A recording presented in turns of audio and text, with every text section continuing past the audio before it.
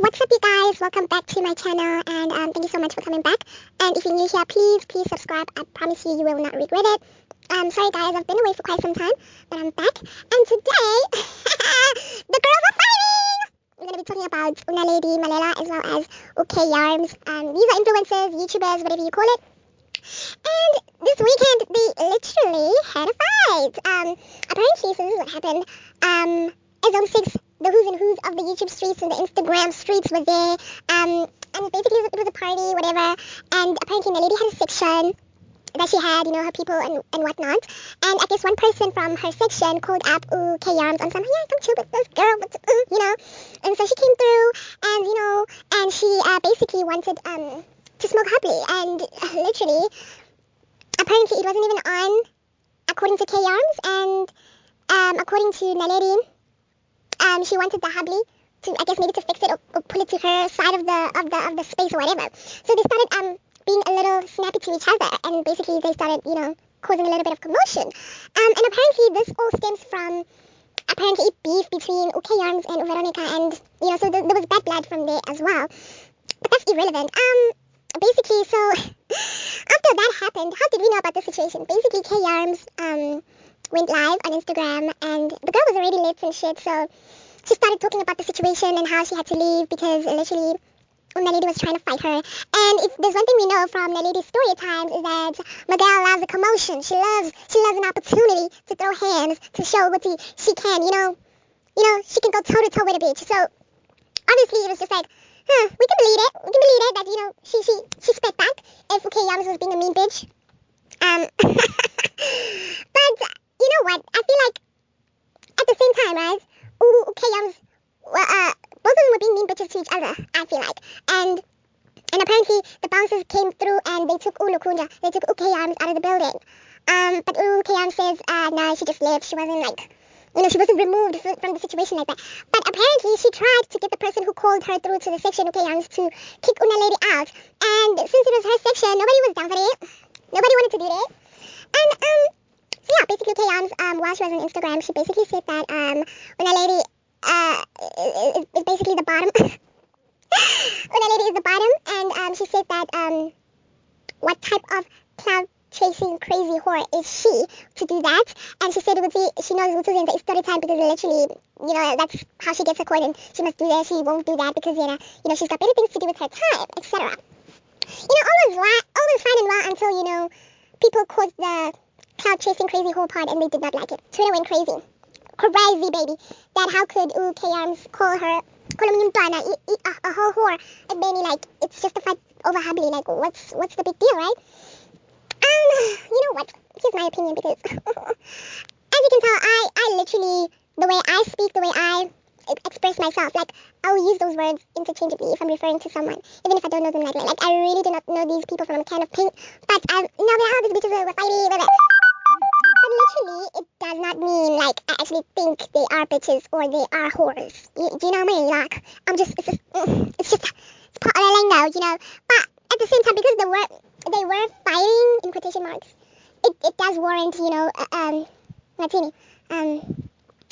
a backlash, do you know what I mean? But I don't think she was, like, calling her a whore. I think she was just saying, I'm saying it, but not really not meaning the actual definition of the word whore.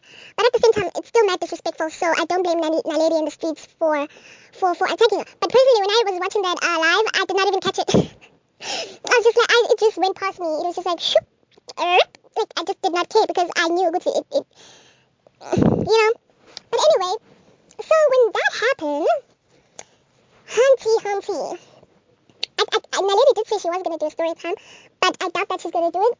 I doubt it. I personally think she should because this is a great opportunity to, capitalize on the situation. You're a fucking YouTuber, you're an influencer. That's why you guys don't get big here in South Africa because it's Gendal. You guys just run away. You shut off your comments, you go hide somewhere, like, no. You need to face the music. You need to make a video like Tati Westbrook and like cry your eyes out. Have dramatic editing effects. I don't know, bitch. Do something. But just don't be like taking the high road all the time. You do need some controversy. I'm not saying that, you need to fake fights with people, etc., like they're accusing Naledi. But I just mean if something happens and genuinely it is out of control, and it seems like this is just like, none of them planned it, and that's why it just, became so dramatic in the end because like nobody planned it and it just happened, you know. So that's why they should take this opportunity to just like create a cult for themselves and just literally blow up. Because everybody's talking about it. So yeah, she should definitely talk about it. She'll talk about all the people we don't know. It's time she talks about people we actually know and care about, you know. Miss K Yarms. And K Yarms did issue an apology on her Twitter. But Naledi was like, she did not apologize to me. She apologized to y'all because she knows where the hell my DMs are, I assume. And like, you know, she could have called her. She could have done something to genuinely apologize. She issued that statement, in my opinion, to just like, you know, save face so that people can stop trolling her because there was one Twitter account that really went in on the girl, okay, and basically said that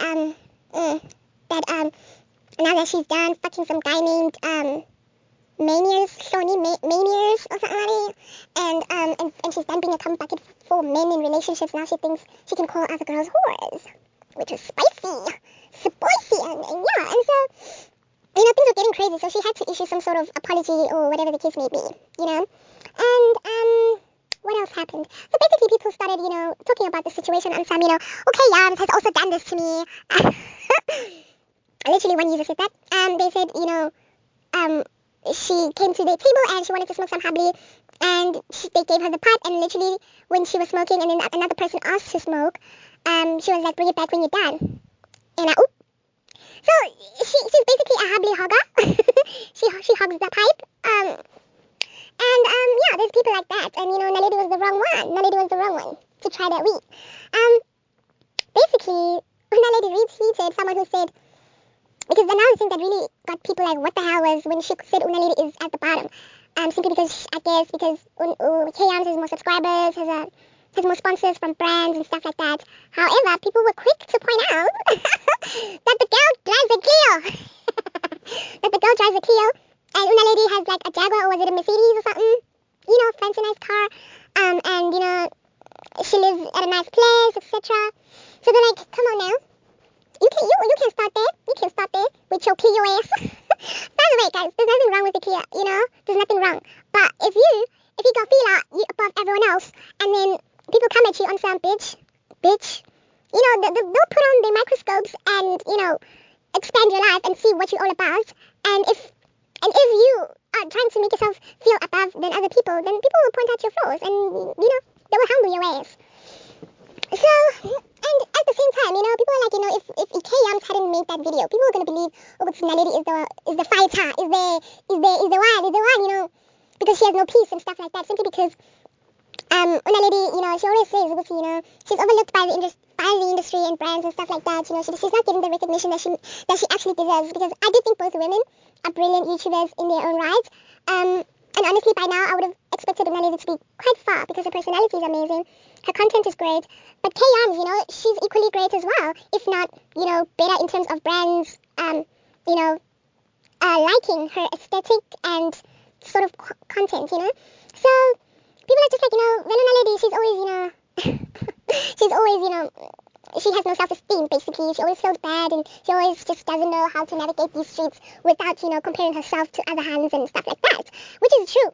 She always does it, and honestly, she doesn't need to, because she is amazing, but she just, hey man, she needs to shake it off.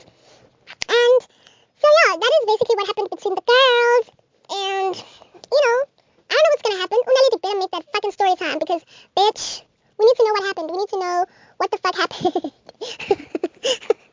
I mean, this is what you do. You do story time. If you're not going to do the story time, then you're a fucking pussy. I'm sorry. You are a fucking pussy, and you don't need to be. This is your moment. You can tell your story however you want. And yeah, get your bag. Anyway, guys, I hope you liked this video. Comment, like, subscribe, share if you can.